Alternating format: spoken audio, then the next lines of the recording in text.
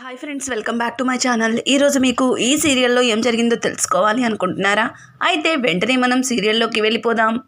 ఇంకా అరవింద్ అని బెదిరించడంతో అరవింద మురళితో, చూడు, నువ్వు నన్ను ఏం చేయలేవని నాకు బాగా తెలుసు. ఎందుకంటే నన్నేమన్నా చేస్తే ఈ ఆస్తి నీ సొంతం అవ్వదని, అలాగే నేను చనిపోయిన మరుక్షణం నీ ప్రాణాలు గాల్లో కలిసిపోతాయని నీకు బాగా తెలుసు అని చెప్పి అరవింద ఇక మురళితో అంటుంటుంది. మురళి అరవింద మాటలకి, ఏయ్ రానమ్మా, నువ్వు ఎలా అయినా సరే ఆస్తి పేపర్ల మీద ఎలా సంతకాలు పెట్టవో చూస్తాను అని అనుకుంటూ అక్కడి నుంచి మురళి వెళ్ళిపోతాడు. ఇక ఇక్కడ చూస్తే పద్మావతి ఒక కొత్త లుక్లోనే కనిపిస్తుంది. ఇక పద్మావతి చుడిదార్తో దేవుడి దగ్గరికి వెళ్ళి నాకు ఉద్యోగం కావాలని, ఈ రోజు నుంచి మళ్ళీ జీరో నుంచి మొదలు పెడుతున్నానని దేవుడికి తన మనసులో ఉన్న కోరికల్ని కోరుకొని ఇక ఉద్యోగానికైతే బయలుదేరుతుంది. అదే టైంలో పద్మావతికి అను ఎదురుగా వస్తుంది. అమ్మీ, ఎక్కడికి వెళ్తుంటావు పొద్దున్నే అని అడగడంతో, ఉద్యోగం కోసమక్క, ఈరోజు ఎట్టా అయినా సరే ఉద్యోగం సంపాదించే వస్తాను అని చెప్పి పద్మావతి ఇక అనుతో మాట్లాడుతుంది. ఇది ఇలా ఉండగా విక్కీ పద్మావతిని చూసి, ఏంటి ఏదో ఉద్యోగం వచ్చేసినట్టు తెగ బిల్డప్ ఇస్తుంది, ఇంకా ఉద్యోగానికే వెళ్తుందా అన్నట్టుగా ఇక విక్కీ పద్మావతి వైపు చూస్తూ తన మనసులో అలా అనుకుంటాడు. ఇక అప్పుడే మనకి ఒక కొత్త వ్యక్తి కనిపిస్తుంది. ఆవిడ దేవుడి దగ్గర పూజ చేస్తూ తన కొడుకుని పిలుస్తూ ఉంటుంది. తన కొడుకు ఇక ఎంత పిలిచినా నిద్ర లేకపోవడంతో తనని ఒక్క తన్నడంతో మంచం మీద నుంచి కింద పడతాడు. అమ్మా, ఏంటమ్మా? ఇక అతను నిద్రలేసి, ఏంటమ్మా ఇంత పొద్దున్నే నిద్ర లేపేశావు అని అడగడంతో, ఒరే మొద్దు, నేనిక్కడ నిద్ర లేపాను, ఇప్పుడు టైం ఎంతైందో తెలుసా? లే, ఆఫీస్కి వెళ్ళాలి కదా, నీకోసం అన్నీ సిద్ధం చేసి ఉంచుతాను అని చెప్పి ఆవిడ ఇక కిందకి వెళ్ళిపోతుంది. ఆ తరువాత అతను జిమ్లోకి వెళ్ళి ఎక్సర్సైజులు చేసుకుంటూ ఉంటాడు. ఇక వాళ్ళ అమ్మ అయితే కోపంగా జ్యూస్లు పట్టి వాటిని తీసుకొని ఇక తన కొడుకు దగ్గరికి వెళ్ళి, చిన్నప్పటి నుంచి నీకు ఏది కావాలన్నా సరే అన్నీ నేనే దగ్గరుండి మరీ చూసుకున్నాను, ఏ లోటు లేకుండా. కానీ 5 సంవత్సరాల నుంచి ఈ తల్లి అడుగుతున్నా ఒక్క కోరిక మాత్రం తీర్చలేకపోతున్నావు అని చెప్పి ఇక ఆవిడ తన కొడుకుతో మాట్లాడుతూ ఉంటే, ఇక అతను, చూడు సులోచన, నా మనసుకు నచ్చిన అమ్మాయి దొరికితే ఖచ్చితంగా నీ కోరికని తీరుస్తాను. అయినా ఎందుకు అంత తొందరపడుతున్నావు? నాకప్పుడే ఏం పెళ్లి ఏజ్ వచ్చేసింది అని చెప్పి అతను ఇక వాళ్ళ అమ్మతో అంటుంటే, రే మున్నా, నువ్వు ప్రతిసారి ఇలాగే మాటలు మాట్లాడి మాట గెంటేస్తున్నావు. ఈసారి మాత్రం నేనే ఎవరో ఒక అమ్మాయిని తీసుకొచ్చి నీ ముందుంచుతాను, తనని పెళ్లి చేసుకోపోతే ముక్కు పిండి తన మెడలో తాళి కట్టిస్తాను అని చెప్పి ఇక వాళ్ళ అమ్మగారైతే అతనికి జ్యూస్ ఇచ్చి అక్కడి నుంచి వెళ్ళిపోతుంది. ఇక జ్యూస్ తాగి టైం చూసుకుని ఆఫీస్కి టైం అయిందని హడావుడిగా ఆఫీస్కి రెడీ అయ్యి ఇక కిందకి దిగుతుంటాడు. ఇంతలో అతని పర్సనల్ సెక్రటరీ వచ్చి, సార్, ఈరోజు ఇంటర్వ్యూస్ ఉన్నాయి సార్, మీరు రావాలి అని చెప్పడంతో, ఇంటర్వ్యూస్ ఉన్నాయని నాకు కూడా తెలుసయ్యా, అందుకే చాలా ఫాస్ట్గా రెడీ అయ్యాను అని చెప్పి ఇక ఆ మున్న అతనితో చెప్తుంటాడు. ఇంతలో వాళ్ళ అమ్మగారు సులోచన వచ్చి, రే మున్న, అలాగే వెళ్ళిపోతావా? టిఫిన్ కూడా తినవా అని అడగడంతో, మమ్మీ, నేను డైట్లో ఉన్నానని నీకు తెలుసు కదా, అయినా ఉదయం జ్యూస్ తాగాను, ఇప్పుడు ఇంటర్వ్యూస్ ఉన్నాయి, నువ్వు చెప్పినట్టుగా తింటూ కూర్చుంటే కనీసం బాస్కే టైం సెన్స్ లేదని అందరూ నన్నే అంటారు అని చెప్పి ఇక అతనైతే ఆఫీస్కి బయలుదేరుతుంటాడు. ఇక ఇక్కడ చూస్తే పద్మావతి తన గరుడ బండిని శుభ్రం చేసి ఆ బండిని తీసుకొని తను ఉద్యోగ వేటకి బయలుదేరుతుంది. అలాగే విక్కీకి కూడా ఆఫీస్ నుంచి ఇంటర్వ్యూ ఉందని కాల్ రావడంతో తను కూడా ఆఫీస్కి అయితే బయలుదేరుతాడు. ఇంకా పద్మావతి వెళుతుండగా దారిలో చాలా పెద్ద వర్షం పడుతుంది. ఆ వర్షం చూసి అందరూ కూడా వర్షం వర్షం అన్నట్టుగా ఇక చెట్ల కిందకి వెళ్ళిపోతుంటే పద్మావతి మాత్రం వర్షంలో చాలా హ్యాపీగా ఎంజాయ్ చేస్తూ తడుస్తూ ఉంటుంది. అలాగే వర్షం పాట పాడుతూ డ్యాన్స్ చేస్తూ ఉంటుంది. అదే టైంలో మొన్న వాళ్ళ సెక్రటరీతో కలిసి అట్నుంచి కారులో వెళ్తుంటారు. ఇక పద్మావతిని చూసిన మున్న ఒక్కసారిగా తన ప్రేమలో పడిపోయినట్టుగా మనకి చూపిస్తుంటారు. ఇక తన సెక్రటరీ అయితే, సార్ తడిచిపోతున్నాం సార్, విండో వేయండి సార్ అని చెప్పడంతో, ఏంటయ్యా ఎప్పుడు ఈ ఏసీలో కూర్చోవడం, ఆఫీస్కి వెళ్ళి వర్క్ చేసుకోవడం, ఇదేనా జీవితం? కాస్త ప్రకృతిని ఎంజాయ్ చేయాలయ్యా. ఒక్కసారి ఆ అమ్మాయిని చూడండి, ఎంతలాగా ఎంజాయ్ చేస్తుందో. ఆ అమ్మాయి చూస్తుంటే చాలా అందంగా ఉంది. తనని చూస్తుంటే నాకు కూడా తనలాగే ఎంజాయ్ చేయాలనిపిస్తుంది అని చెప్పి ఇక అతను అలానే పద్మావతి వైపు చూస్తుండిపోతాడు.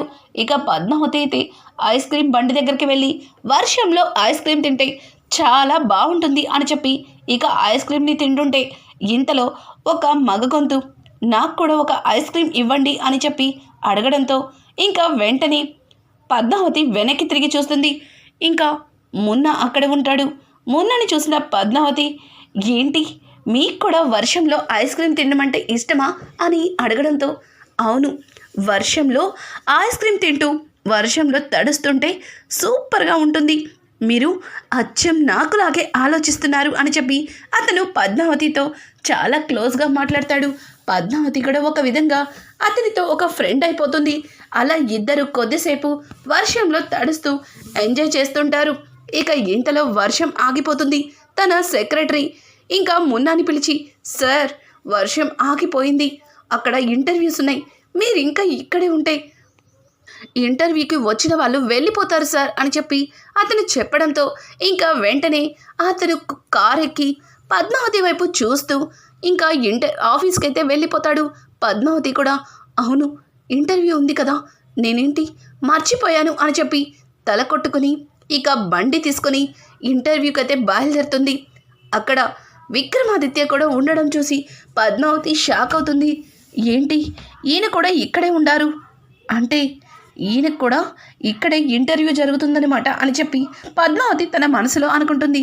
పద్మావతిని చూసిన విక్కీ, ఇదేంటి ఈ తింగారది కూడా ఇక్కడికే వచ్చింది అంటే దీనికి కూడా ఇక్కడే ఇంటర్వ్యూనా, దీనికి చచ్చిన ఉద్యోగం రాదు అని చెప్పి విక్కీ తన మనసులో అనుకుంటాడు.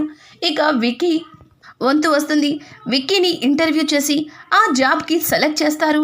విక్కీ చాలా గొప్పగా ఫీల్ అవుతూ బయటికి వచ్చి పద్మావతి వైపు చూస్తూ, ఏయ్ ఇక నువ్వు ఇంటికి వెళ్ళవలసిందే, ఈ జాబ్ ఇక నీకు రాదు, అది కూడా అసలు వర్షంలో తడిచావు, ఈ అవతారంతోనేనా ఇంటర్వ్యూకి వచ్చేది, ఎందుకు అనవసరంగా ఇక్కడే కూర్చుని టైం వేస్ట్ చేస్తావు, నీకు జాబ్ రాదని చెప్పాను కదా, వెళ్ళిపో అని చెప్పి విక్కీ పద్మావతితో అంటుంటే, సారు వర్షంలో తడిస్తే ఉద్యోగం ఇవ్వరని ఇక్కడేమైనా బోర్డు పెట్టుండారా, లేదు కదా, ఎలా అయినా సరే ఈ జాబ్ కొట్టేస్తాను, ఈ పద్మావతి ఏంటో ప్రూవ్ చేసుకుంటాను, పద్మావతి ఇక్కడ తగ్గేదేలా అని చెప్పి ఇక పద్మావతి వంతు రావడంతో లోపలికి వెళ్తుంది.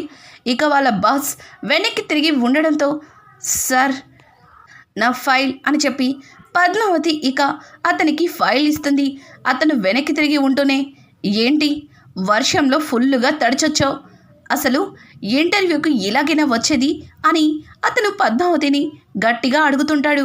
పద్మావతి, సారు నేను వస్తుండగా దారిలో వర్షం పడుండాది సారు, మరి నాకేమన్నా తెలిసినా సారు వర్షం పడుతుండదని, అయినా వర్షంని ఎంజాయ్ చేయని వారు, ఈ ప్రకృతిని ఆస్వాదించిన వారు ఎవరుంటారు సారు, మీకు అవన్నీ ఇష్టం లేనప్పుడు నేను కూడా మీలాంటి వాళ్ళ దగ్గర అస్సలు జాబ్ చేయను అని చెప్పి పద్మావతి ఫైల్ తీసుకుని వెళ్ళిపోతుంటే, ఆగు పద్మావతి, నువ్వు ఎలా వెళ్ళిపోతావు, నీకు ఆల్రెడీ జాబు కన్ఫామ్ అయిపోయింది కదా అని చెప్పి మున్న ముందుకు తిరగడంతో మున్నని చూసిన పద్మావతి ఒక్కసారిగా షాక్ అయిపోతుంది.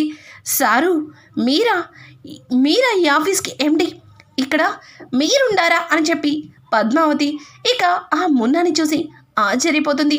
అతనైతే పద్మావతితో చాలా సరదాగా కాసేపు కూర్చుని మాట్లాడుతుంటారు. ఇక ఇంతలో అతని పర్సనల్ సెక్రటరీ బయటికి వచ్చి, ఇక జాబ్స్ అయిపోయినాయి వెళ్ళిపోండి అని చెప్పి బయట ఇంటర్వ్యూస్ కోసం వెయిట్ చేసిన వాళ్ళందరినీ వెళ్ళిపోమ్మంటాడు.